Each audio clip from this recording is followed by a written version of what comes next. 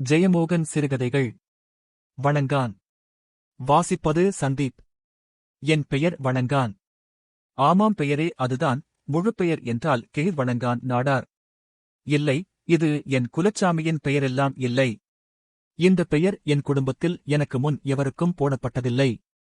என் சாதியில், சுற்றுவட்டத்தில் எங்கும் இப்படி ஒரு பெயர் கிடையாது. இந்த பெயருள்ள இன்னொருவரை நான் சந்தித்ததே இல்லை. ஏன், இந்த பெயரை கேள்விப்பட்டு ஒருவரை கூட நான் பார்த்ததில்லை. என் அப்பாதான் இந்த பெயரை எனக்கு போட்டார். அந்த பெயரை போட்ட நாள் முதல் அவர் சாவது வரை 27 வருடம் இந்த பெயரைப் பற்றித்தான் அவர் பேசிக் கொண்டிருக்க நேர்ந்தது. நான் பொறியியல் படித்துவிட்டு முதலில் வேலைக்குச் சென்றது பிலாயில். அங்கே அவர்களுக்கு எல்லா பேரும் ஒன்றுதான். ஆனால் அங்கே உள்ள அத்தனை தமிழர்களும் மலையாளிகளும் இந்த பெயர் பற்றி என்னிடம் கேட்டிருப்பார்கள். தமிழ்நாட்டுக்கு ஓய்வு பெற்று வந்து 4 வருடங்களாகிறது. இப்போது நெல்லை புறநகரில் வீடு கட்டி நானும் என் மனைவியும் மகளும் குடியிருக்கிறோம். என் மகளுக்கும் மருமகனுக்கும் நான் தேவையில்லாத இடங்களில் எல்லாம் இந்த பெயரைச் சொல்லிக் கொண்டிருக்கிறேன் என்று மனக்குறை. பேசாமல் கெய்வேத் நாடார் என்று சொல்லுங்கள் என்கிறார்கள். அவர்கள் அப்படித்தான் சொல்கிறார்கள். நான் அதைச் சொல்வதில்லை. எங்கும் என் பெயரைச் சொல்வேன். கொஞ்சம் ஆச்சரியத்துடன் நிமிர்ந்து ஒருவர் கேட்டார் என்றால் என் பெயரின் கதையை நான் சொல்ல ஆரம்பிப்பேன். என் அப்பன் பெயர் கருத்தான். கூட நாடார் உண்டா என்று கேட்கிறீர்கள். உங்களுக்கு அன்றைய சாதியடுக்குகளைப் பற்றி தெரியாது. நாடாரிலேயே பல தரங்கள் உண்டு. சொந்த நிலமும் குடும்பப் பெருமையும் உடையவர்கள்தான் நாடார் என்று சாதிப்பெயர் வைத்துக் கொள்வார்கள். அவர்களுக்கு அங்கணம் வைத்த சுற்றுவீடும் முற்றமும் தோப்புகளும் வயல்களும் வைக்கோல் போர்களும் தொழுவங்களும் இருக்கும். அவர்கள் மன்னருக்கு வரிகட்டுவார்கள். பிறருக்கெல்லாம் சொந்தமாக ஒரு பெயர் இருப்பதே கூட ஓர் ஆடம்பரம். கருப்பாக பிறந்ததனால் என் அப்பா கருத்தான் ஆனார். அவரது தம்பிக்கு உதடு பெரியது, ஆகவே அவர் சுண்டன். அவரது தங்கை கொஞ்சம் சிவப்பு, ஆகவே வெள்ளக்குட்டி. நாய்க்குட்டிகளுக்கு பெயர் வைப்பது போலத்தான். சாதியுள்ள பண்ணையார்களின் வீட்டு நாய்களைச் சொல்லவில்லை. அவற்றுக்கு நல்ல பெயர்கள் இருக்கும். தெருநாய்களைச் சொன்னேன். என் அப்பாவுக்கு அப்பா பெயர் ஏழான். அவர் 7வது குழந்தையாக இருக்கலாம். அவரது அம்மா 9 பிள்ளை பெற்றதில் 2தான் மிஞ்சியது. ஆம், நாய்க்குட்டிகளைப் போலவே. தாத்தாவின் தங்கை குஞ்சியை நான் சிறிய வயதில் பார்த்திருக்கிறேன். குறுகிப்போன கரிய கிழவி. ஆனால் இறுகிய உடம்பு. தளர்ந்து ஒடுங்கி சுருங்கினாலும் 80 வயது வரை இருந்தாள். சாவது வரை சாணி சுமந்தும், காக்கோட்டையில் காய்கறிகளுக்கு தண்ணீர் சுமந்தும், வாழைக்கு தடம் வைத்தும் உழைத்தாள். சந்தைக்கு வாழைக்குலை சுமந்து சென்றிருந்தபோது நெஞ்சுவலிக்கிறது என்று கருப்பட்டிகடை திண்ணையில் படுத்து கண்மூடித் தென்றலை அனுபவிப்பவள் போன்ற முகத்துடன் செத்துப்போனாள். என் தாத்தா உள்ளூரில் உள்ள கரைநாயர் வீட்டில் வருஷக்கூலிக்கு வேலை செய்தார். அவர்களுக்கு ஊரெல்லாம் வயல்களும் தோப்புகளும் இருந்தன. அதை பார்த்துக் கொள்ள 2 காரியஸ்த நாயர்கள். தேங்காய் பறிக்கவும் தென்னையோலை முடையவும் கைப்பள்ளிகள். நெல்லுகுத்த ஆசாரிச்சிகள். நெல் விவசாய வேலைகளுக்கு புலையர்கள். பிற வேலைகளுக்கு நாடார்கள். ஒவ்வொரு சாதி வேலைக்காரர்களுக்கும் ஒரு தலைவன். அவன் அவனுடைய கோழி முட்டை வட்டத்திற்குள் கொல்லவும் புதைக்கவும் அதிகாரம் கொண்ட மன்னன். பிறர் அவனுடைய காலடி மண்ணுக்கும் கடையர்களாக வாழ விதிக்கப்பட்டவர்கள். அத்தனை பேரும் அதிகாரத்தால் கீழ்கீழாக அடுக்கப்பட்டிருந்தார்கள். அடுக்குகளுக்கு எச்சில் ஓர் அடையாளமாக இருந்தது. கூலியடிமை மீது குலமேலாள் காரித்துப் பின்னால் அவன் முன்னால் நிற்பதுவரை அடிமை அதைத் துடைத்துக் கொள்ளக்கூடாது. காரியஸ்தன் கோபம் கொண்டு வெற்றிலைச் சாற்றை மேலாட்கள் மேல் துப்பினால் அவர்கள் பணிவுடன் சிரிக்க வேண்டும். காரியஸ்தன் அந்த நாயர் வீட்டு உறுப்பினர் யார் வெற்றிலை வாயை குவித்தாலும் பணிவுடன் கோளாம்பியை எடுத்து முன்னால் நீட்ட வேண்டும். அந்த குடும்பத்திற்கு மன்னர் குலத்தில் இருந்து யாராவது வந்தால் கையில் கோளாம்பியுடன் கரைநாயரை பின்னால் பணிந்து நடந்து செல்ல வேண்டும். அந்தக் காலத்தில் தினசரி கூலி கிடையாது. வருடத்தில் 2 முறை அறுப்பு காலத்தில் நெல்தான் கொடுப்பார்கள். அதை வாங்கி வந்து உலர்த்தி பானையில் போட்டு வைத்துக் கொண்டால் 2-3 மாதங்களுக்கு அவ்வப்போது எடுத்து தொலித்து பொங்கி சூடுகஞ்சி குடிக்க முடியும். அதை பஞ்ச மாசமான ஆடி வரை சேர்த்து வைத்துக் கொள்வதற்கு அபாரமான மன உறுதி தேவைப்படும். மிச்ச நாளெல்லாம் ஏமான் வீட்டில் பெரிய அண்டாக்களில் காய்ச்சிக் கொடுக்கப்படும் கஞ்சியும் மரச்சீனை மயக்கும் புளிக்கீரை குழம்பும்தான். அது மதியம் மட்டும்.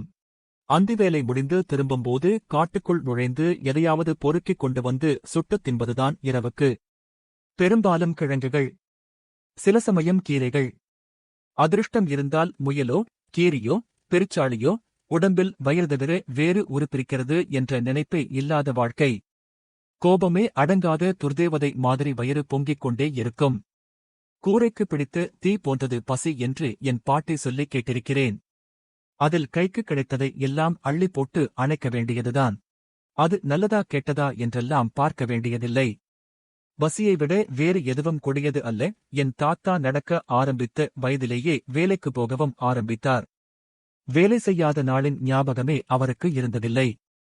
அடிவாங்கி வசை வாங்கி வேலை செய்து களைத்து சோர்ந்து கண்ட இடத்தில் விழுந்து தூங்கி விடுவதற்குள் உதைவாங்கி எழுந்து மீண்டும் வேலை செய்வதுதான் அவர் அறிந்த வாழ்க்கை. வாழ்க்கையில் அவருக்கு கிடைத்த சமூக கல்வி என்பது யார் யாருக்கு எப்படி எப்படி பணிவது என்றுதான். பணிவின் அடுக்குகள்தான் சமூகம் என்று அவருக்கு தெரிந்திருந்தது.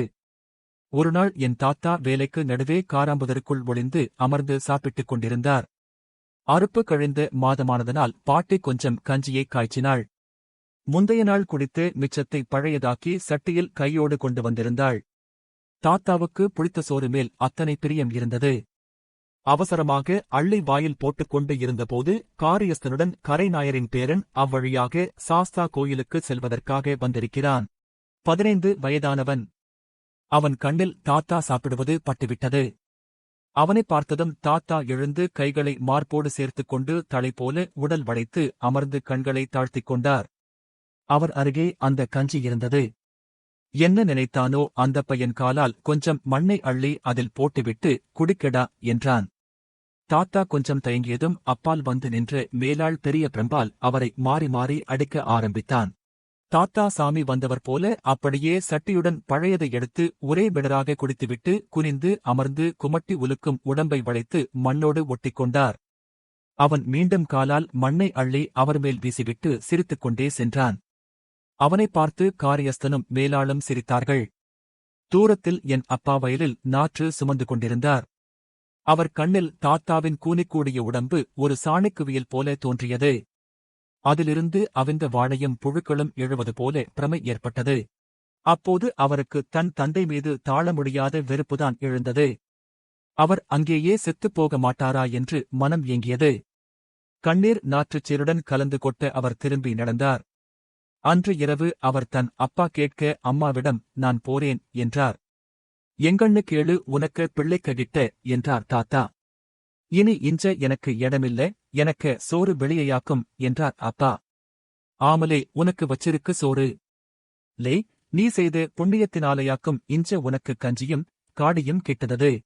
பட்டினி கடந்து தெருவிலே சாவாம உள்ள சோலிய பார்த்து இங்க கெடலே என்று தாத்தா அவரை பார்க்காமலேயே பதில் சொன்னார். கண்ட நாயெல்லாம் கஞ்சியிலே மண்ண வாரி போடுகத நான் குடிக்கணுமோ என்று அப்பா சொன்னார். லே மகாபாவி ஏமானையா சொல்லுதே, அன்னம் போடுத ஏமானையாலே சொல்லுதே என்று வெறிகொண்டு பாய்ந்து வந்த தாத்தா கையில் கிடைத்த வாரியலால் அப்பாவை மாறி மாறி அடித்தார். லே நீ மகன் இல்லலே, நன்னி கெட்ட நாயே, நீ எனக்கு மகன் இல்லலே என்று மூச்சிறைத்து கூவினார். உடம்பெல்லாம் வாரியல் குச்சிகள் குத்தி எரிய அப்பா குடிசைக்கு வெளியே சென்று குட்டித் தெங்கின் குழிக்குள் அமர்ந்து கொண்டார். இருட்டு எரியபின் பாட்டி வந்து போட்டு மக்கா, அவருக்கு குணம் தெரியுமே, நீ வா அம்மை உனக்கு சுட்ட கிழங்கு தாரேன் என்று அணைத்து உள்ளே கூட்டிச் சென்றாள். சுட்டகிழங்கு சாப்பிட்டு பசியாறி தூங்கினார்கள். ஆனால் நள்ளிரவில் எழுந்த என் அப்பா வீட்டை விட்டு வெளியேறினார். ஆனால் அவரை சுலபமாக பிடித்துவிட்டார்கள். அவர் நட்டாலம் பெருவழியில் நுழைந்தபோது அங்கே பெரிய வைக்கோல் போர் மீது காவலுக்கு தூங்கிக் கொண்டிருந்தவன் அவரை பார்த்துவிட்டான். அதே நேரம் அவனுடைய நாயும் அவரை பார்த்துவிட்டது. அது முதலில் குரைத்துக் கொண்டே வந்து அவரை பிடித்துக் கொண்டது. அவன் பின்னால் வந்து அவரை இழுத்து இடுப்புக்கச்சையால் கட்டி இழுத்துச் சென்று எஜமானின் வீட்டு முன்னால் போட்டான். காலையில் எழுந்து வெளியே வந்த ஏமான் பார்த்தது உடம்பெல்லாம் சிராய்ப்பும் மண்ணுமாக கிடந்த அப்பாவை. அப்பாவின் மேலாள் வரவழைக்கப்பட்டு அவனுக்கு புளியமாறால் 20 அடி கொடுக்கப்பட்டது. தாத்தாவை இழுத்து வந்து எருக்குழியில் இடுப்பளவு புதைத்து வைத்தார்கள். அவர் கைகூப்பி ஏமானே பொன்னேமானே, ஒண்ணுமறியா பயலாக்கும் ஏமானே, கொன்னு போடப்பிடாது ஏமானே என்று கதறினார். எஜமான் அவரது செல்ல யானையாகிய கொம்பன் கொச்சையப்பனை காலையில் கொஞ்ச நேரம் கொஞ்சுவதுண்டு. அதைக் காலையில் அவரது வீட்டு முற்றத்தில் கொண்டு வந்து கட்டி மாலையில்தான் கொண்டு செல்வார்கள். அன்றெல்லாம் வீட்டு முகப்பில் ஒரு கொம்பன் யானை காதாட்டி நிற்பது ஐஸ்வர்யம் என்று கருதப்பட்டது. யானைக்கு கொடுப்பதற்காக வெல்லம், கொட்டை தேங்காய் போன்றவற்றை ஒரு பெரிய தட்டில் வைத்து வேலைக்காரன் நாணநாயர் கொண்டு வைத்தான். ஏமானுக்கு அதை பார்த்தபோது அவருக்கு ஓர் எண்ணம் வந்தது. அவனே கொண்டு வாடே என்றார். அப்பாவை கையையும் காலையும் கட்டி இழுத்து தூக்கி வந்தார்கள். எஜமானின் ஆணைப்படி யானையின் 4 கால்களுக்கு நடுவே மாடுகட்டும் தறி ஒன்றை ஆழமாக அறைந்து அதில் அப்பாவை கட்டிப் போட்டார்கள். அப்பா அலறி திமிரி துடித்தார். யானைக்கு அடியில் சென்றதும் அச்சத்தில் மூச்சு நின்றது போல உடம்பு மட்டும் அதிர்ந்து கொண்டிருந்தது. சற்று நேரத்தில் மலமும் சிறுநீரும் வெளியேறியது. கொஞ்ச நேரம் சிரித்துவிட்டு எஜமான் எழுந்தார். வைகும் நேரம் வரை அவன் கிடக்கட்டே, அவனே கொல்லணுமா வேண்டியாந்து கொச்சையப்பன் தீர்மானிக்கட்டே என்று சொல்லிவிட்டு எழுந்து சென்றார். அப்பா மெல்ல நிதானமடைந்தார். கொஞ்ச நேரத்தில் பயமெல்லாம் போயிற்று. எப்படி அந்த அளவுக்கு மனம் தெளிவடைந்தது, எப்படி அந்த நாளின் ஒவ்வொரு காட்சியையும் துல்லியமாக ஞாபகம் வைத்துக் கொள்ள முடிந்தது என்று அப்பா கடைசி வரை சொல்லிச் சொல்லி ஆச்சரியப்படுவார். யானையின் கால்கள் ஒவ்வொன்றும் காட்டுக்கோங்கு மரத்தின் அடிப்பட்டை போல வெடிப்புகளும் மடிப்புகளுமாக வெட்டி எடுத்து வைத்த தடி போல உருண்டு பெரிதாக இருந்தன. கிளைவேர்களை வெட்டி எடுத்து வெள்ளை தடம் போல நகங்கள். கொஞ்ச நேரம் நகங்களை பார்த்தபோது அவை ஒவ்வொன்றும் ராட்சத பல்வரிசை என்று தோன்றியது. அப்பாவை அவை ஏளனமாக பார்த்து சிரிப்பதைப் போல. தலைக்குமேல் குகையின் அடிக்கருங்கல் பரப்பு போல அதன் அடிவயிறு. பெரியதோர் கலப்பை போல அதன் ஆண்குறி. யானை இருமுறை துதிக்கையை நீட்டி அப்பாவை தொட்டது. ஒருமுறை அது அடி போல பட்டு அப்பா தெரித்து விழுந்தார். அதன்பின் யானை அவரை பொருட்படுத்தவில்லை. அதன் 3 கால்கள் நிலத்தில் ஊன்றியிருக்க 4வது கால் இலகுவாக எடுத்தும் அசைத்தும் வைக்கப்பட்டபோது காலின் அடிப்பகுதி தெரிந்தது. பெரிய துணிமூட்டை போல இருந்தது அது. அடிக்கடி அது காலை மாற்றுவதையும் பெரிய காலை தரையில் டப் டப் என அடித்துக் கொள்வதையும் அப்பா கவனித்தார். பேக்கரும்பை பீத்து அது தன் காலில் அடித்தபோது மண் தெறிக்கவே அப்பா ஐயோ என்றார். அதன்பின் அது மிக கவனமாக காலில் தட்டுவதை கொஞ்ச நேரம் கழித்தே கவனித்தார். பின்பக்கம் தப்தப்தப் என்று சூடான பச்சை தழை ஆவியுடன் பிண்டங்கள் விழ அதன்மேல் சிறுநீர் பாறையோடை போல பாசிப்பச்சை நிறத்தில் கொட்டியது. அப்பாவின் உடம்பெங்கும் யானை சிறுநீர் வீசியது. சாயங்காலம் யானையை அவிழ்த்துச் சென்றபோதும் அங்கேயே கிடந்தார் அப்பா. அவரை இழுத்துச் சென்று கயிற்றால் ஒரு தென்னை மரத்தில் கட்டி வைத்தார்கள். எருக்குழியில் கழுத்து வரை புதைந்திருந்த தாத்தாவை தூக்கி போலே என்று அடித்து துரத்தினார்கள். எருக்குழியின் சூட்டில் வெந்து சுருங்கி சுட்ட கொக்கு போல தோல் வழிந்த உடலுடன் அவர் மார்பில் அரைந்து கதறினார். எனக்கு பயல ஒன்னம் செய்யப்பிடாது பொன்னேமானே, உடையதே தையவ்னே, என் பயல விட்டிருங்க தம்புரானே என்று கத்திக்கொண்டே அடிவாங்கிக் கொண்டு சென்றார் அவர். இரவு முழுக்க தன் கையின் கட்டை பல்லால் கடித்து கொஞ்சம் கொஞ்சமாக கிழித்து பிரித்து எடுத்துவிட்டார் அப்பா. கூரிய சில்லாங்கல்லை எடுத்து பிற கட்டுகளை அறுத்தார். நள்ளிரவில் இருளில் அங்கிருந்து தப்பிச் சென்றார். இம்முறை எங்கும் சாலைக்கோ இடைவழிக்கோ ஏறவில்லை. முழுக்க முழுக்க தோட்டங்கள், புதர்கள், வயல்வரப்புகள் வழியாகவே சென்றார். செல்லும்போது தன் அப்பாவைப் பற்றிய அருவருப்பே அவர் மனமெங்கும் நிறைந்திருந்தது. காரிக்காரி துப்பிக்கொண்டே சென்றார். மறுநாள் தன் அப்பாவுக்கு என்ன ஆகும் என்று நினைத்தார். தாயடி சாவட்டு என்று சொல்லிக் கொண்டார். மேலும் 16 வருடம் கழித்து ஒருமுறை சேர்ந்து அமர்ந்து பழையது சாப்பிடும்போதுதான் தன் அப்பா அந்த நாள் முதல் கொடும்பட்டினியிலும் பழைய சோரை கையால் தொட்டதில்லை என்று தெரிந்து கண்ணீர் விட்டார். பாவப்பட்டவனுக்கு பழிவாங்கணுமானா அவனுக்கு சொந்த தேகமும் வயரும் ஆன்மாவும் மட்டும்தானேலே இருக்கு என்பார் அப்பா. அப்பா நட்டாலத்தில் இருந்து கருங்கல்லுக்கும் அங்கிருந்து திங்கள் சந்தைக்கும் சென்றார். அங்கிருந்து நாகர்கோயிலுக்கு. அப்போது அவருக்கு 8 வயது. எழுத்து படிப்பு வாசனை கிடையாது. அவர் வாழ்ந்த நெட்டாலம் ஊரைத் தவிர வெளியுலகம் பற்றி கேள்விப்பட்டது கூட கிடையாது. அன்று அந்த ஊர்களுக்கு புழுது நிறைந்த வண்டிப்பாதைகள்தான். இரு மருங்கும் வயல்களும் அவ்வப்போது சிறு ஊர்களும் உண்டு. ஆனால் பெரும்பாலான இடங்களில் பாறைகள் நிறைந்த புதற்காடுகள். நரிகளும் செந்நாய்களும் நிறையவே உண்டு என்பதனால் இரவில் மனிதர்கள் நடமாடுவதே இல்லை. ஆனால் புனிதமான அறியாமை என்று ஒன்று இருக்கிறது. அதற்கு நம்ப முடியாத அளவுக்கு ஆற்றல் உண்டு. என்னுடைய இத்தனை நாள் வாழ்க்கையில் நான் கற்றுக்கொண்ட பாடங்களில் ஒன்று அது. மனிதன் கள்ளமற்று இருக்கும்போது கடவுள் அவரது இரக்கமில்லாத விதிகளை எல்லாம் கொஞ்சம் தளர்த்திக் கொள்ள வேண்டும். வேறு வழியே இல்லை அவருக்கு. அந்த சக்தியால்தான் அப்பா அவ்வளவு தூரம் சென்றார். அதை நான் ஒருமுறை சொன்னபோது அப்பா சிரித்தார். போலே, அறிவுகெட்ட மூதி. ஏலே, எனக்கு உடம்பு முழுக்க ஆனைக்க வாசனையாக்கும். ஆனை மணம் கேட்டா ஒரு நாயினரி அறிவில வருமாலே? நான் பின்ன எப்படியாக்கும்லே ஏமானுக்கு முற்றத்திலே இருந்து தப்பினேன். 12 நாயாக்கும் காவலுக்கு. எல்லாம் எனக்கு ஆனை வாசனை கேட்டு வால கவட்டை கடையிலே வச்சுக்கிட்டுல்லா ஓடிச்சென்னு மூலையிலே இருந்து போட்டு அப்பா கடைசி வரை அப்படித்தான். என்னிலையிலும் அவரது தர்க்க புத்தியை விட்டுக் கொடுப்பதில்லை. மறுநாள் மாலையில் நாகர்கோயிலை அடைந்தார் அப்பா. கிட்டத்தட்ட 35 கிலோமீட்டர் தூரம் நடந்திருப்பார். பட்டினி அவருக்கு நன்றாக பழகியதுதான். எல்லாவிதமான வதைக்கும் பழகிப் போன மெலிந்த கரிய உடம்பு. அப்பாவே சொல்வார், காடுகளில் தீப்பிடித்தால் சில குச்சிகள் எரியாமல் கருகி கிடக்கும். அவற்றை தேடிக் கொண்டு வந்து வயலில் தொழி ஊன்றுவதற்கு பயன்படுத்துவார்கள். அவை வைரம் மட்டுமே ஆனவை.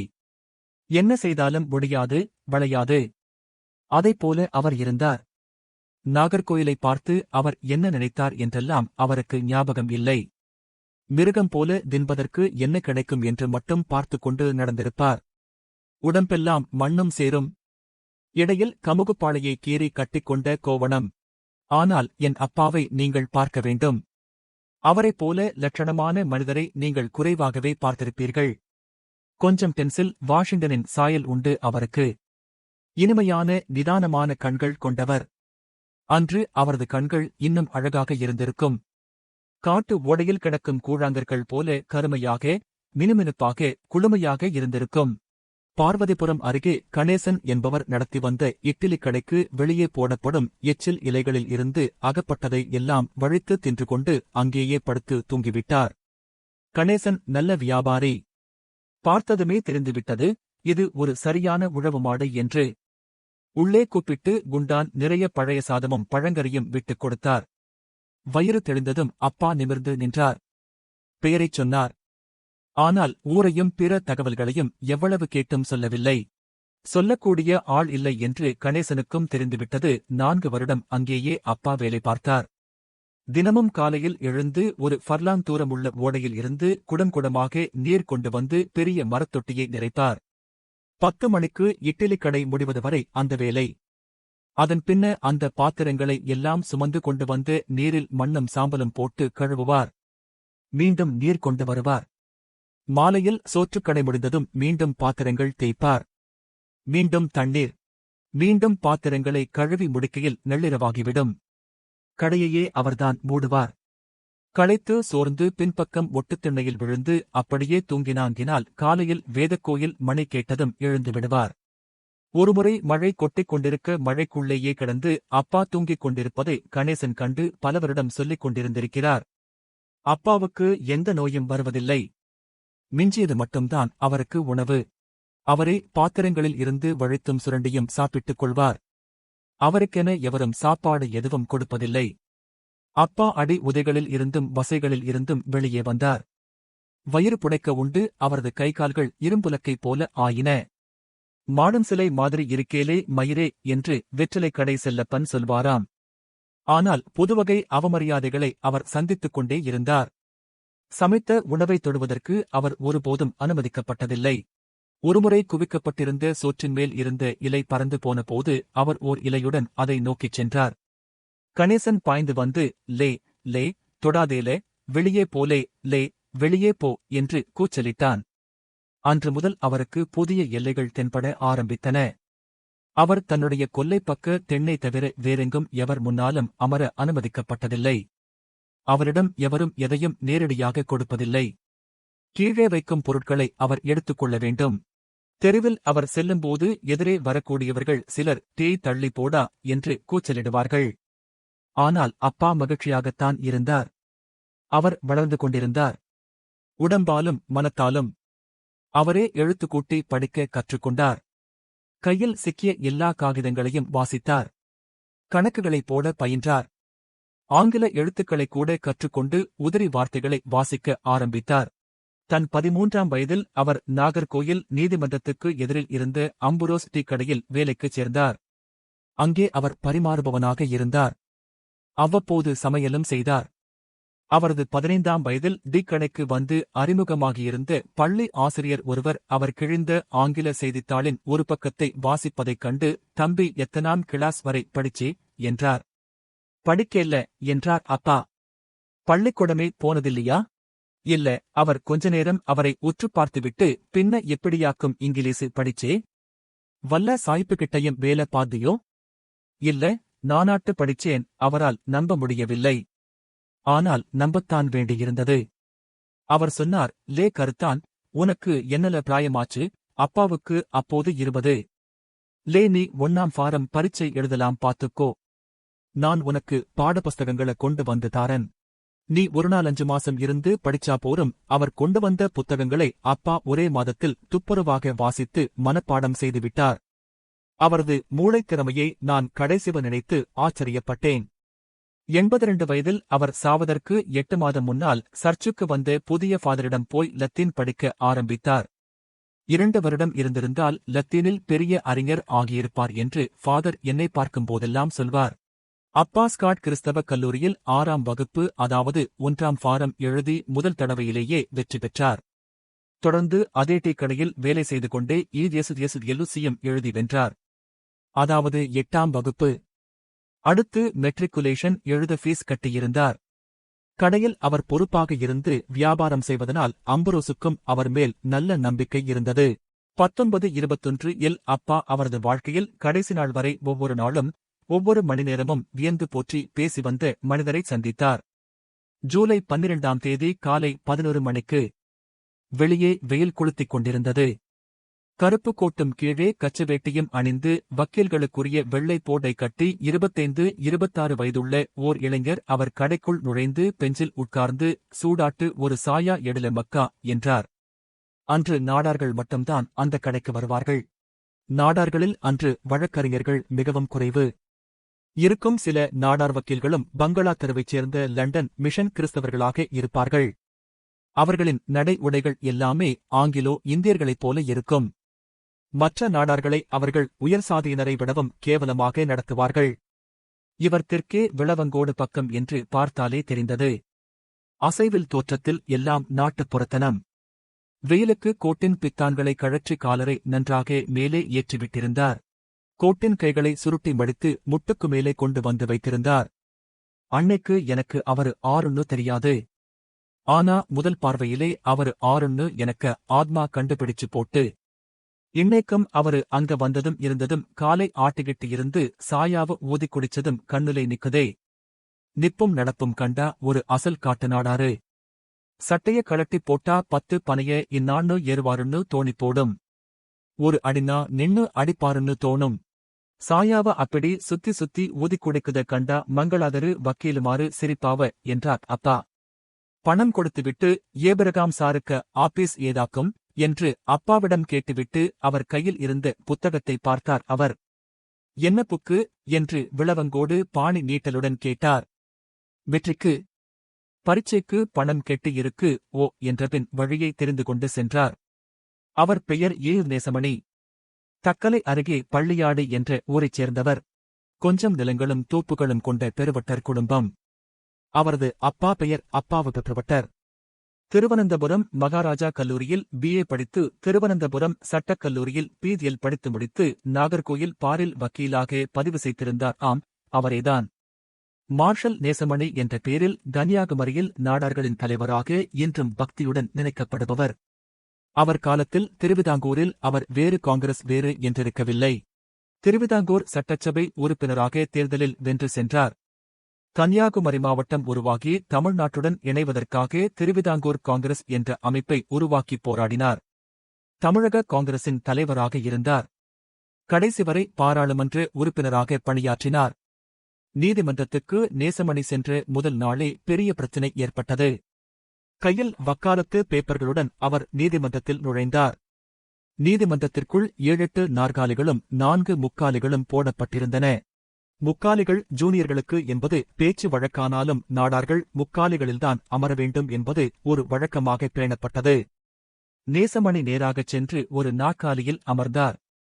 வழக்குக்கு வந்த அரசு வழக்கறிஞர் சிவசங்கரன் பிள்ளை அவர் அமர்ந்திருப்பதைக் கண்டு முகம் சுளித்து திரும்பிச் சென்று விட்டார். அவர் அருகே எவருமே அமரவில்லை. அரை மணி நேரம் தானே தனியாக அமர்ந்திருப்பதை அவர் உணர்ந்தபோது ஏதோ தப்பாக இருப்பதை புரிந்து கொண்டார். பெஞ்ச்கிளார்க் பரமசிவம் வந்து அவர் அருகே குனிந்து விஷயத்தை சொன்னார். நாடார்கள் முக்காலிகளில் உட்காரலாம். அதுதான் வழக்கம். சீனியர் நாடார் வக்கீல்கள் கூட அப்படித்தான் உட்கார்வது. எம்.கே. செல்லப்பன் கூட இன்று வரை நாற்காலியில் அமர்ந்ததில்லை. ஒரு நிமிடத்தில் இரத்தமெல்லாம் தலைக்கு ஏற நேசமணி எழுந்து கத்த ஆரம்பித்தார். லே இங்க பாவப்பட்டவனுக்கு இருக்க இடமில்லேன்னா பின்ன நீதி எங்கலே கிட்டும்? நாய்ப் பயலுவளே என்று கூவியபடி முக்காலிகளை தூக்கிக் கொண்டு வந்து நீதிமன்ற முற்றத்தில் வீசினார். ஒவ்வொரு அறையாக போய் முக்காலிகளை தூக்கிக் கொண்டு வந்து வீசிக்கொண்டே இருந்தார். அப்பாட்டிக் கடையில் இருக்கும்போது ஒரு வக்கீல் குமாஸ்தா ஓடிவந்து, அந்த பள்ளியாடிப் பெய அங்க எழகி நிக்கான், தலைக்கு சுகமில்லாத்த பயலாக்கும் என்றார். இன்னும் பலர் ஓடி வந்தார்கள். கொலை நடக்கப் போகிறது என்றார்கள். பள்ளியாடி பெருவட்டருக்கு மவனாக்கும். மரியாத அறியாதவன், இளவயசுல்லா என்று ஒரு கிழவர் சொன்னார். கொஞ்ச நேரத்தில் சட்டையெல்லாம் கலைந்திருக்க வியர்த்து மூச்சிறைத்து நேசமணி வந்து சேர்ந்தார். சாய எடிலே என்று அதட்டினார். அப்பாட்டியை கொடுத்ததும் ஒரே மிடரில் உள்ளே இழுத்துவிட்டு சக்கரத்தை வீசிப் போட்டுவிட்டு கிளம்பிச் சென்றார். கொஞ்ச நேரத்தில் வெள்ளமடம் பகுதியைச் சேர்ந்த 20க்கும் மேற்பட்ட ரோடிகள் கையில் கம்புகளுடன் டீக்கடைக்கு வந்து நேசமணியை தேடினார்கள். அப்பாவை இழுத்து நிறுத்தி அவரைப் பற்றி கேட்டு மிரட்டினார்கள். நாகர்கோயில் முழுக்க அவர்கள் அவரை தேடி அலைந்தார்கள். அன்று நீதிமன்றம் ஒத்திவைக்கப்பட்டது. நகர் முழுக்க இதுவே பேச்சாக இருந்தது. வெள்ளமடம் பயக்களாக்கும்லே, வெட்டம் கொலையும் அவனுங்களுக்கு விளையாட்டாக்கும் என்றார்கள். ஒரு நல்ல கொலை நகரில் நடந்து நெடுநாட்களாயிற்று என்றார்கள். மறுநாள் பள்ளியாடியில் இருந்து கம்புகளும் அறிவாட்களும் ஏந்திய 50 ஆட்களுடன் நேசமணி திருவனந்தபுரம் பயோனியர் பஸ்ஸில் வந்து இறங்கினார். அவர்கள் சூழ வர வக்காலத்தை தூக்கிக் கொண்டு நீதிமன்றத்துக்குள் சென்றார். அவருடைய ஆட்கள் நீதிமன்றத்துக்கு வெளியே நிறைந்திருந்தார்கள். கொஞ்சம் கொஞ்சமாக நீதிமன்றம் முன்னால் கூட்டம் சேர ஆரம்பித்தது. ஒரு கட்டத்தில் வெள்ளாள வக்கீல்களும் நாயர் வக்கீல்களும் பின்பக்கம் வழியாக தப்பி ஓட வேண்டியிருந்தது. 4 நாள் நீதிமன்றம் இல்லை. நகரமெங்கும் பதற்றமாகவே இருந்தது. எல்லா டீகட்டைகளிலும் எல்லா வீடுகளிலும் இதே பேச்சு. விஷயத்தில் சர்ச் தலையிட்டது. பிஷப் வந்து நீதிபதிகளிடம் பேசினார். ரெசிடென்ட் துறைக்கு மனு கொடுக்கப் போவதாக பேச்சு அடிபட்டது. அந்த செய்தி வெள்ளாள நாயர் வக்கீல்களை அச்சுறுத்தியது. ஆரம்பத்தில் வீரமாக நின்ற பலர் பின்வாங்கினார்கள். கேஸ் இல்லாத இளவட்டங்கள் சிலர் கத்தினாலும் எல்லா சீனியர்களும் ஒதுங்கிக் கொண்டார்கள். மீண்டும் நீதிமன்றம் கூடியபோது புதிய நாற்காலிகள் வாங்கி எல்லாருக்கும் போடப்பட்டிருந்தது. நேசமணியும் அவரது நண்பர்களும் பெருங்கூட்டமாக வந்து டீக்கடை முன்னால் சாலையில் நின்று டீ குடித்தார்கள். அப்பாதான் அன்றைக்கு டீ போட்டார். 178 டீ. அதன்பின் கண்ணெதிரில் நேசமணி வளர்ந்து பெரிதாவதை அப்பா கண்டார். அவர் டீ குடிக்க வருவதில்லை. அவருடைய ஆபீஸுக்கு டீ கொண்டு கொடுக்க வேண்டியிருக்கும். சில சமயம் பையன்கள் இல்லாவிட்டால் அப்பாவே செல்வார். நேசமணியின் ஆபீஸ் வாசலில் எந்நேரமும் ஆட்கள் கூட்டம் கூட்டமாக நிற்பார்கள். அழுது கொண்டு அமர்ந்திருக்கும் பெண்களையும் கோபத்துடனும் கொந்தளிப்புடனும் விவாதித்துக் கொண்டிருக்கும் கிராமத்தினரையும் தாண்டி டீயை கொண்டு சென்றால் அங்கே வெள்ளைச் சட்டையும் போடையையும் எல்லாம் கழற்றி ஆணியில் மாட்டிவிட்டு சட்டை இல்லாமல் நாற்காலியில் கால்களை தூக்கி வைத்துக் கொண்டு உரக்கச் சிரித்து பேசிக் கொண்டிருக்கும் நேசமணியை பார்க்க முடியும். எப்போதும் முடிந்தவரை உச்சத்தில் பேசுவது விளவங்கோடு கல்குளம் பக்கத்து வழக்கம். எப்போதும் அங்கே 7-8 பேர் இருப்பார்கள். உள்ளேயும் வெளியேயும் நிற்கப்பட்ட எல்லாருக்கும் சாயக்குடுடே என்று அவர் சொல்வார். ஒரு நாளைக்கு எப்படியும் 200-300 டீ ஆகிவிடும். ஒரு கட்டத்துக்கு மேல் அவரது ஆபீஸிலேயே ஒரு பையனைப் போட்டு டீ போட ஆரம்பித்தார்கள். அப்பா அந்த ஆபீஸை கடந்து செல்லும் போதெல்லாம் அவர் நேசமணியின் சிரிப்பையும் மலையாள நெடிகொண்ட உரத்த குரலையும் கேட்பார். இந்த மனிதர் உண்மையிலேயே வழக்குகளை நடத்துகிறாரா என்று சந்தேகம் வரும். ஆனால் அவர்தான் திருவிதாங்கூரிலேயே வெற்றிகரமான வழக்கறிஞர் என்றார்கள். அவர் வந்து நின்றாலே வழக்கு வென்றுவிடும் என்று நம்பினார்கள். நேசமணி திருவிதாங்கூர் காங்கிரஸில் சேர்ந்து முதலில் நாகர்கோயில் நகர்மன்றத்துக்கு போட்டியிட்டு வெற்றி பெற்று தலைவராக ஆனார். அதன்பின் அவரை வக்கீல் அலுவலகத்தில் பார்ப்பது அரிதாயிற்று. அப்பா மெட்ரிக் பரீட்சையில் வென்றதும் அப்போதுதான். அவருக்கு நெருக்கமாக இருந்த வாத்தியார் செல்லப்பன் ஒருநாள் திருநெல்வேலியில் வெள்ளைக்கார சர்க்கார் வேலைக்கு ஆளடிக்கிறார்கள், நீ அப்ளிகேஷன் போடு என்றார். அப்பா அன்று வரை அதைப் பற்றி யோசித்ததில்லை. அப்போது அவருக்கு 33 வயது. திருமணம் செய்து கொள்ளும் நினைப்பும் அவருக்கு இருக்கவில்லை. நாள் தவறாமல் உள்ளூர் மிஷன் நூலகத்துக்கு போய் வாசிப்பது மட்டுமே அவரது ஆர்வமாக இருந்தது. வேலை கண்டிப்பா கிடைக்கும். மெட்ரிக்கு படிச்சுட்டு உன்னளவுக்கு விஷயம் தெரிஞ்ச ஆரும் அந்த வேலைக்கு வரமாட்டாங்க. என்று வாத்தியார் சொன்னார். நம்பிக்கை இல்லாமல் அப்பா விண்ணப்பம் போட்டார். திருநெல்வேலிக்கு நேர்முகம் செல்ல ஆணை வந்தது. அவரிடம் பேசியவர் ஒரு மதுரை ஐயங்கார். ஆங்கிலத்திலேயே கேள்விகளைக் கேட்டார். அப்பாவும் ஆங்கிலத்திலேயே பதில் சொன்னார். நீ மிஷன் பள்ளிக்கூடத்திலே படித்தாயா என்றார். அப்பா இல்ல, பள்ளிக்கூடத்திலேயே படிக்கவில்லை என்றார். ஐயங்கார் தலையசைத்தார். அவர் அதிருப்தி கொள்வது போல முகம் காட்டியது. வேலை கிடைக்காது என்று நம்பித்தான் அப்பா திரும்பி வந்தார். 1 மாதத்தில் வேலைக்கு உத்தரவு வந்தது. ஐயங்கார் அவருக்குத்தான் 2வது இடம் கொடுத்திருந்தார். நேராக மதுரைக்குச் சென்று வேலையில் சேர்ந்தார். 8 மாத பயிற்சிக் காலம் முடிந்ததும் நில அளவைத் துறையில் தென்காசியில் அவருக்கு வேலை மாற்றம் கொடுத்தார்கள். அப்பாவுக்கு எல்லா ஊரும் ஒன்றுதான். தென்காசியைப் பற்றி ஒன்றுமே தெரியாது. மதுரையில் இருந்து நேராக தென்காசிக்கு ரயிலில் சென்று இறங்கி வேலைக்குச் சேர்ந்தார். கூட அவர் வேலைக்குச் சேர்ந்த அன்றே அவர் அங்கே விரும்பப்படவில்லை என்பதை உணர்ந்தார். நில அளவையின் மைய அலுவலகம் தென்காசியில் இருந்தது. அங்கே அவரை சேர்த்துக் கொண்டதும் நேராக இலஞ்சிக்கு போகச் சொன்னார்கள். அலுவலகத்தில் ஒருவர் அவரை பார்த்து புன்னகை செய்யவில்லை. அவரது உத்தரவில் முத்திரை அடித்த இருளாண்டிச் சேர்வை வெள்ளக்காரனுக்கு குனிஞ்சு கொடுத்து வேலை எடுத்துட்டு வந்திருதானுக என்று உரக்க முணுமுணுத்த போது ஆபீஸில் பலர் திரும்பாமலேயே புன்னகை செய்தார்கள்.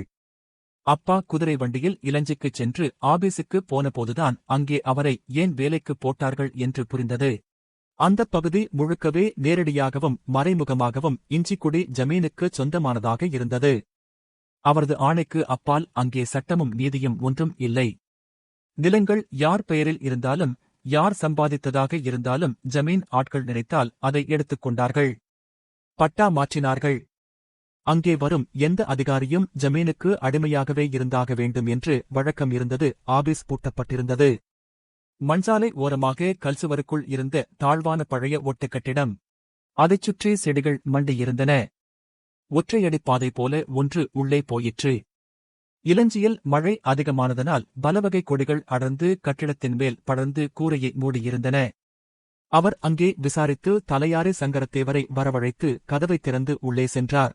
7-8 மாதமாக திறக்காமலிருந்த அலுவலகம் முழுக்க வௌவால் எச்சம். அப்பாவே அதை கூட்டிப் பெருக்கினார். முதல் நாளே தலையாரி சங்கரத்தேவர் அவருக்கு எல்லாவற்றையும் சொல்லிவிட்டார். அவருடன் அப்பா ஜமீன்தாரை பார்க்கச் சென்றார். ஜமீன் பங்களா ஒரு பெரிய தோட்டத்தில் ஓடைக்கரையில் தென்னை மரக்கூட்டங்களுக்குள் இருந்தது. முகப்பிலேயே வெளிவாசல் அருகே ஜமீன் அலுவலகம். அங்கேதான் கணக்குப் பிள்ளைகளும் பிறரும் இருப்பார்கள். ஜமீன்தார் காலையில் ஒருமுறை வந்து எல்லாவற்றிலும் கையெழுத்து போட்டுவிட்டுச் செல்வார். அலுவலகத்தை தாண்டிச் செல்லும் நீளமான சாலையின் இருபக்கமும் ஜமீன்தார் சொந்தமாக வைத்திருந்த மிருக காட்சி சாலையின் கம்பி அழி போட்ட கூண்டுகள். அவற்றில் அவர் 4-5 கரடிகளையும் 7-8 மலைப்பாம்புகளையும் ஒரு சிறுத்தையையும் வளர்த்து வந்தார்.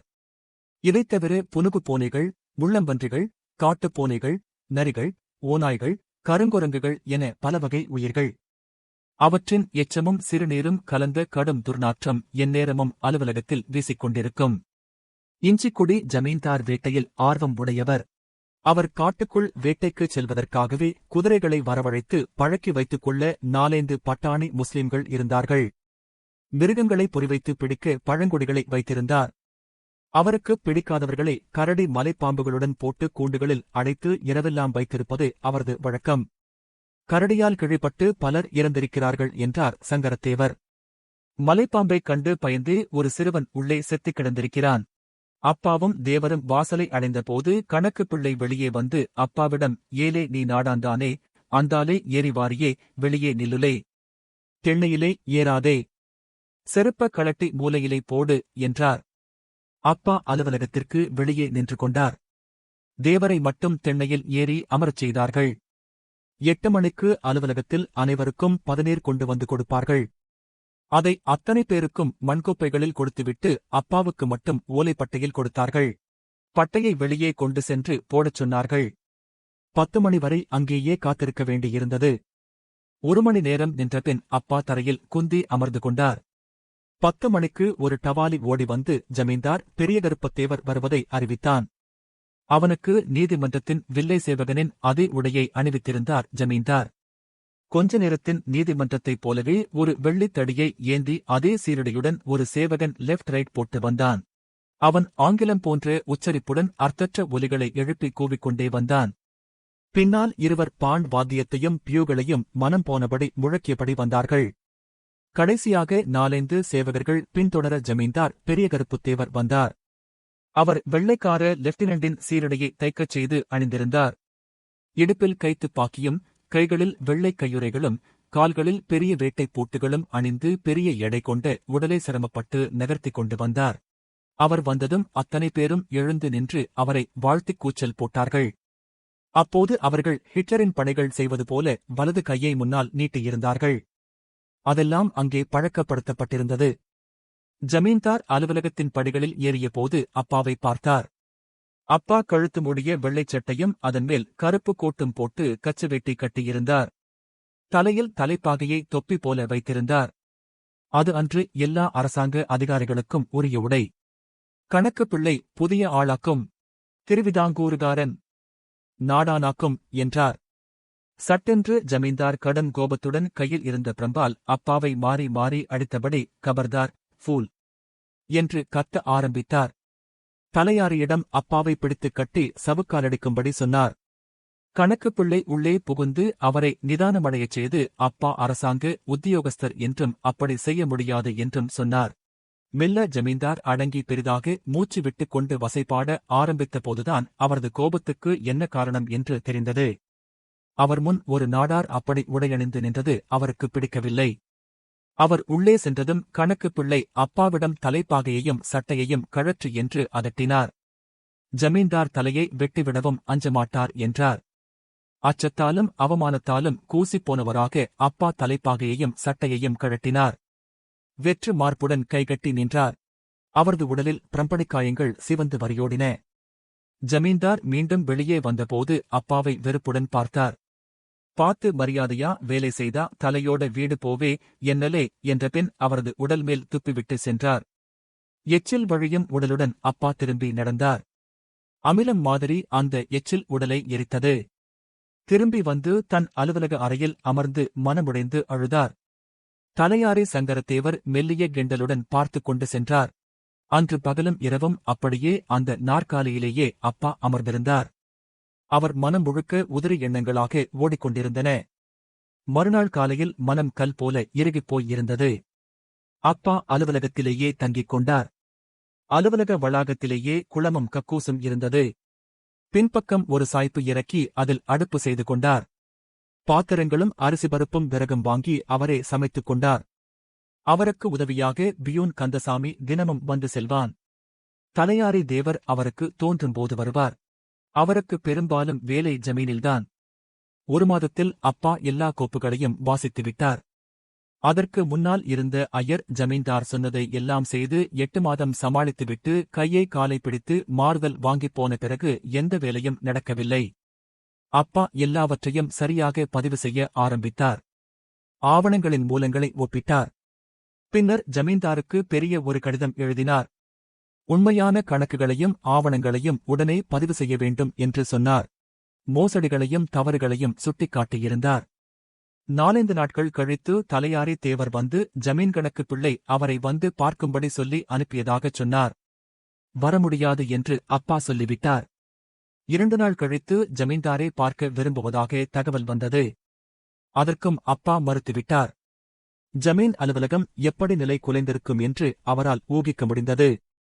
மறுநாள் தலையாரி சங்கரத்தேவர் வேல்கம்பு ஏந்திய இன்னொரு தேவனுடன் வந்து பேசாம வந்திடும் கேட்டேரா, நாங்க உம்ம கைய கால கட்டி இழுத்துக்கிட்டு போனா நல்லா இருக்காது என்றார். கடும் கோபத்துடன் முடிஞ்சா கூட்டிட்டு போடா தேய், சூரியன் அணையாத பிரிட்டிஷ் சர்க்காருக்கு அதுக்க வேலைக்காரன பாதுகாக்குத சக்தி இருக்கா இல்லையான்னுட்டு பாத்திருவோம் என்றார் அப்பா. தலையாரி திப்ரமை பிடித்துவிட்டார். அந்த கோணத்தில் அவர் யோசித்ததே இல்லை. அங்கே இருக்கும் அந்த கரிய மனிதன் ஒரு மாபெரும் வெள்ளை சாம்ராஜ்யத்தின் பிரதிநிதி. பீரங்கிகள், தொப்பிகள், ரைபிள்கள், குதிரைகள், முத்திரையிட்ட காகிதங்கள். அவர் மேலே பேசவில்லை. மீசையை கோதியபடி கொஞ்ச நேரம் நின்றுவிட்டு திரும்பிச் சென்று விட்டார். போகும்போது ஒருமுறை அப்பாவை திரும்பி பார்த்தார். மறுநாளே தலையாரி சங்கரத்தேவரை வேலையில் இருந்து தூக்கி ஆணையிட்டார் அப்பா.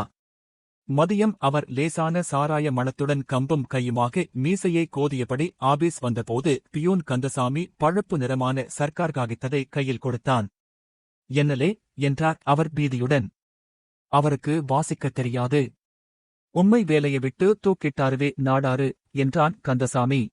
சங்கரத்தேவர் திகிலெடுத்து நின்றார். அவர் அப்படி ஒன்று நிகழ முடியும் என்று எதிர்பார்க்கவில்லை. நேராக வந்து என்னவே இது என்று காகிதத்தை ஆட்டிக் காட்டினார். கவர்மெண்டு பேப்பராக்கும். அப்படி ஆட்டப்பிடாது என்றார் அப்பா. தேவர் கை காற்றில் நின்றது. முகம் வெளிரியது.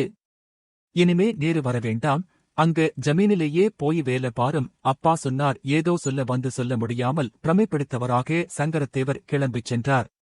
மறுநாள் அவரும் அவர் மனைவியும் வந்து அப்பாவிடம் அழுது மன்றாடினார்கள். இந்த பாவி குடிச்சு தீக்குறதுல மிச்சத்த வச்சு சோறும் கஞ்சியும் குடிச்சு கிடக்கேன் சாமி, வயத்தில அடிக்காதீக என்று பிள்ளையை இடுப்பில் வைத்துக் கொண்டு வண்டி மறைச்சி கெஞ்சினாள். குழந்தை ஆர்வமாக வேடிக்கை பார்த்தது. அவள் இடுப்பை பிடித்துக் கொண்டு முழுவானமாக ஒரு பையன் மூக்கில் கைவிட்டுக் கொண்டு விழித்து பார்த்தான். தேவர் தூண் மறைவில் ஒளிந்து நின்று ஓரக்கண்ணால் பார்த்தார். சரி, உனக்காக பாக்கேன். நான் 6 சோத்திலையும் மண்ண போடுதவன் இல்லை என்றார் அப்பா. தேவரிடம் ஆனா இனிமே தினம் காலம்பர இங்க வரணும். நான் சொல்லுறப்பதான் போகணும். சொல்ற வேலைய செய்யணும். இந்த ஆபீஸுக்குள்ள என்ன நடந்தாலும் நீருதான் பொறுப்பு, கேட்டேரா? சரி என்றார் அவர். இனிமே என்னை சாருதான் கூப்பிடணும். இது சர்க்கார் உத்தரவு. அந்த தாளிலே எழுதியிருக்கு. சரி சார் என்றார் தேவர். எதிர்பாராத வகையில் படீரென்று ஒரு சல்யூட் அடித்தார். மறுநாள் கணக்கு பிள்ளை தேவரை கூப்பிட்டு அப்பாவை ஏன் அழைத்து வரவில்லை என்று திட்டினார். தேவர் உறுதியாகச் சொல்லிவிட்டார். இங்க பாருங்க, நான் சர்க்காருத்தியோகஸ்தனாக்கும். மேல சூரியனுக்கு கெட்டு போட்டு வச்சிருக்கப்பட்ட ராஜ்யமாக்கும் எனக்குள்ளது. நீங்க வெளியிலே என்ன வேணுமானாலும் செய்யுங்க, ஆபீஸிலே சார் எனக்கு எஜமான், நான் வேலைக்காரன். அங்க சார் சொன்னா நான் சரசரானுட்டு 10 தலைய வெட்டி அடுக்கி போடுவேன். பின்ன எனக்கு மேலே வருத்தப்படப்பிடாது லே அவன் சொன்னா என் தலைய வெட்டுவியாலே என்றார் கணக்கு பிள்ளை. பின்ன சார் சொன்னா வெட்டணுமின்னுல்லா சர்க்காரு சொல்லுகான். நீரு என்ன பூஞ்சு பிள்ளவாள்? சாரு சொன்னாருன்னாக்க வந்து சமேன் தலைய வெட்டி கீழ வச்சிருவோம்லா? ஏது என்றார் தேவர். கணக்கு பிள்ளைக்கு கண் பிதுங்கிவிட்டது. சூரியன மந்திரம் போட்டு வச்சிருக்கப்பட்ட ராஜ்யமாக்கும். இந்தா கண்டீரா நோட்டீசு என்று அப்பா அவருக்களித்து வேலை நீக்க கடிதத்தை நீட்டினார். பிள்ளைவாள் அதை கையில் வாங்க தைரியப்படவில்லை. அதை தேவரே வந்து அப்பாவிடம் சொன்னார். கிட்டத்தட்ட 1 மாதம் வரை இழுபறி நீடித்தது. 3வது நோட்டீஸ் போனபோது கணக்கு பிள்ளை நோட்டீசுடன் அவரே அப்பாவை பார்க்க வந்தார். வந்ததும் என்னவே என்று சுபாவமாக உள்ளே நுழைய முயன்றவரை தேவர் தடுத்து, சாரு எழுதுகாரில்லாவே, அவர் விழிக்கட்டும் போலாம், இரியும் என்று வாசலில் நிறுத்திவிட்டார். கணக்கு பிள்ளை வெளிறிவிட்டார்.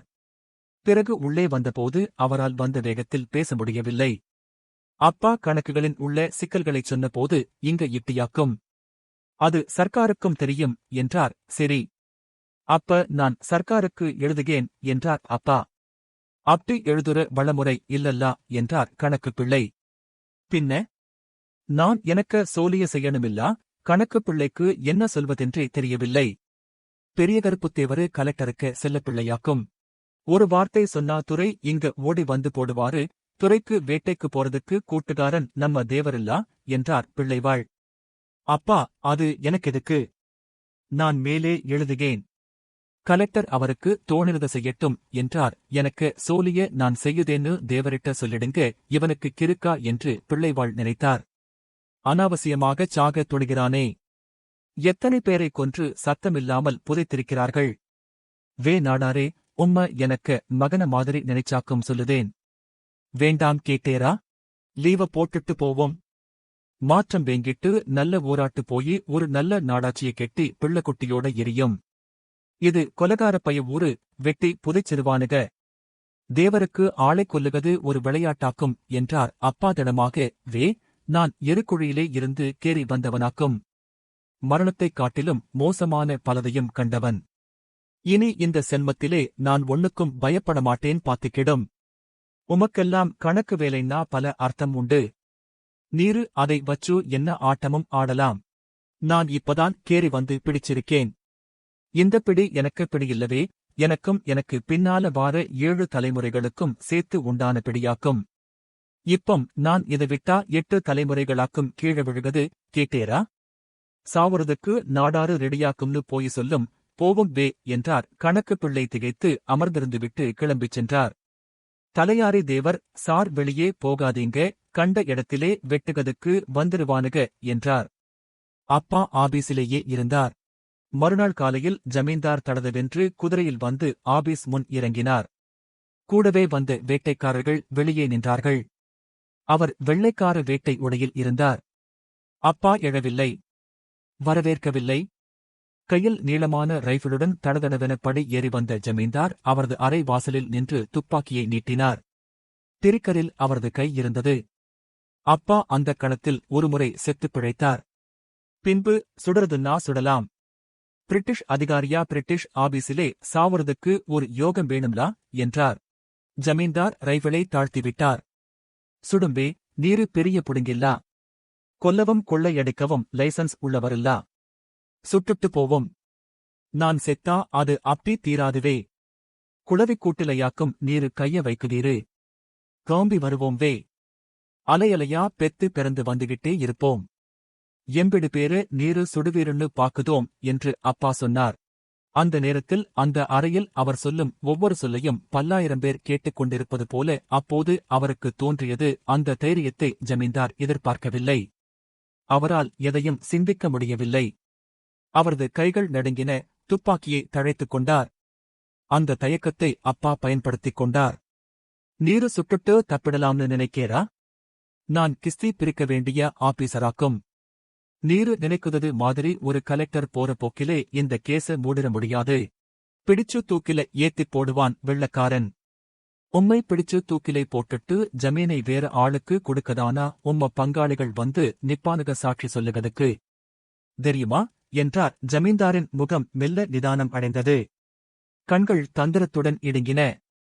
தேனி புத்தியுள்ள நரி, ஆனா நாங்க இந்த புத்திய 10 தலைமுறையா வச்சு விளையாடுதவனுக. பாப்போம். இந்த வளாகத்திலதானே நீ ஆபீசரு? இத விட்டு வெளிய வா. உன்னைய ஆனை மிதிச்சு கொல்லும். வழிய போற தேவன் வெட்டுவான். என்னல செய்வே? பாப்போம் என்றபின் தடதடவென இறங்கி சென்று குதிரையில் ஏறி குழம்புகள் சேற்றை மிதித்து தெறிக்க திரும்பிச் சென்றார். அப்பா அந்த அலுவலகத்தை விட்டு வெளியே செல்லவே இல்லை. அவர் வெளியே சென்றால் அவரை கொல்ல எல்லா இடத்திலும் ஆட்கள் பதுங்கியிருந்தார்கள். அதை தேவர் வந்து சொன்னார். பியுன் கந்தசாமி லீவு போட்டுக் கொண்டான். ஆனால் சங்கரத்தேவர் வேல்கம்புடன் அலுவலகத்திலேயே தங்கிவிட்டார். அப்பா சமைத்ததை அவரும் சாப்பிட்டார். இரவில் திண்ணையில் சாக்கை போர்த்திக் கொண்டு ஒரு கணங்கூட கண்ணயராமல் காவலிருந்தார். பகலில் ஆபீஸ் திண்ணையில் தூங்கினார். ஒரு ஓணான் ஓடும் ஒலி கேட்டல் கூட வேல்கம்புடன் எழுந்தார். 27 நாள் அந்த கெடுபிடி நீடித்தது. அப்பா ஆபீஸ் வளாகத்தை விட்டே வெளியே வரவில்லை. தேவர் கையில் வேல்கம்புடன் தபால் அலுவலகம் சென்று கடிதங்களை கொண்டு வந்து திருப்பிக் கொண்டு சென்றார். தேவையான மளிகை வாங்கி வந்தார். மடியில் சர்க்கார் கடுதாசியை ஆதாரமாக வைத்திருந்ததனால் தலை நிமிர்ந்துதான் சென்றார். நாட்கணக்காக அப்பா காத்திருந்தார். அவர் முன்னால் கண்ணுக்குத் தெரியாமல் மரணம் பதுங்கி காத்திருந்தது. அப்போதுதான் ஒருநாள் இரவில் அப்பாவுக்கு ஒரு கனவு வந்தது. அவரது டீக்கடையில் நேசமணி வந்து அமர்ந்து டீ குடிப்பதாக. என்னலே மக்கா என்று கோட்டை காலரை தூக்கி பின்னால் விட்டுக்கொண்டு அலட்சியமான உரத்த குரலில் அவர் கேட்டார். அப்பா விழித்துக் கொண்டார். உடனடியாக நடந்தவற்றை விரிவாக எழுதி நேசமணிக்கு ஒரு கடிதம் போட்டார். நேசமணி அந்த கடிதத்தை நெல்லை கலெக்டர் வரைக்கும் கொண்டு செல்லக்கூடும், ஒருவேளை போலீஸ் உதவி வரக்கூடும் என்றுதான் அப்பா எதிர்பார்த்தார். ஆனால் 5வது நாள் தென்காசியில் இருந்து இலஞ்சி நோக்கி 70-80 பேர் கொண்ட ஒரு கூட்டம் அறிவாள்களும் வேல்கம்புகளுமாக திரண்டு வந்தது. அதன் முன்னால் ஒரு யானை.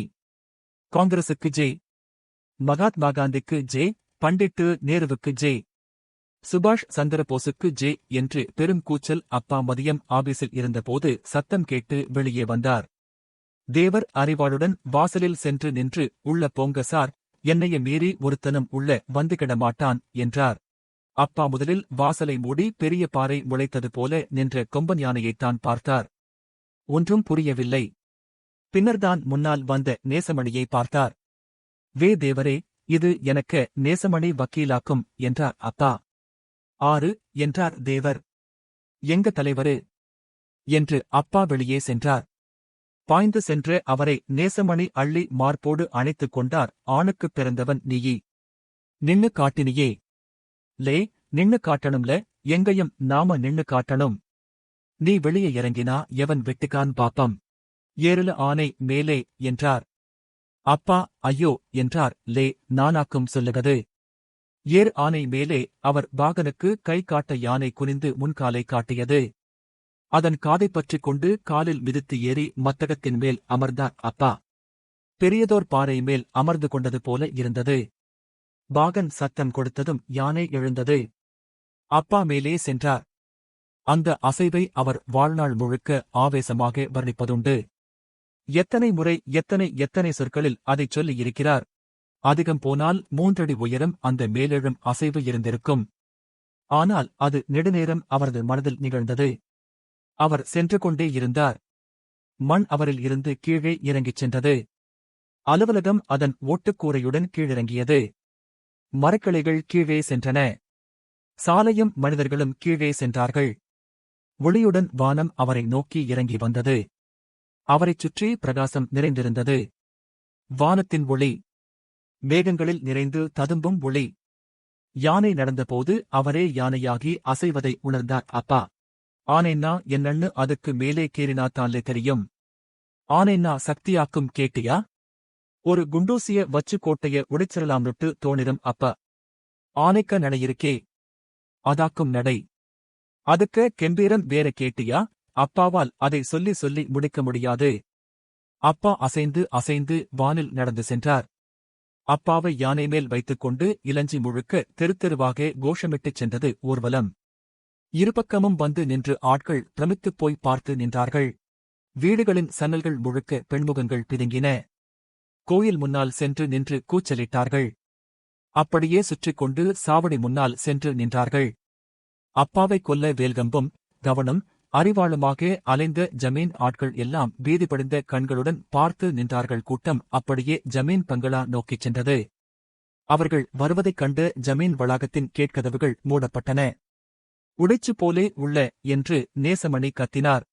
யானை முன்னங்காலை தூக்கி ஓர் உதைவிட்டதும் கேட்திறந்து மடேலென சரிந்தது. நேராக ஜமீன் பங்களாவின் முற்றத்தில் யானை சென்று நின்றது. மிருகசாலைக்குள் கூண்டுக்குள் கரடிகளும் சிறுத்தையும் யானையின் வீச்சம் கேட்டு பயந்து பரிதவித்து சுற்றி வந்தன. காட்டுப்பூனைகள் மூலைகளில் தாவிப் பதுங்கி அஞ்சி சீறின. அப்பா ஜமீன் பங்களாவின் கூரை விளிம்புக்கு மேல் இருந்தார். அந்த ஓட்டுக்கூரையை அவர் தன் காலால் எத்தினார். கூட்டம் ஆர்ப்பரித்து கூச்சலிட்டது. அரை மணி நேரம் அங்கேயே நின்று காங்கிரசுக்கு ஜே, மகாத்மா காந்திக்கு ஜே, பண்டிட்டு நேருவுக்கு ஜே, சுபாஷ் சந்திரபோஸுக்கு ஜே, காமராஜுக்கு ஜே, நேசமணி ராசாவுக்கு ஜே என்று கோஷமிட்டபின் அதேபோல யானையில் திரும்பி சென்றார்கள். அப்பா ஆபீஸ் வாசலில் இறக்கிவிடப்பட்டார். அவர் தன் உடலில் யானையின் அசைவுகள் மிச்சமிருப்பது போல உணர்ந்தார். இரு தொடைகளும் கடுத்து உழைந்தன. காலை அகட்டி நடந்தபோது மிதந்து செல்வது போல இருந்தது.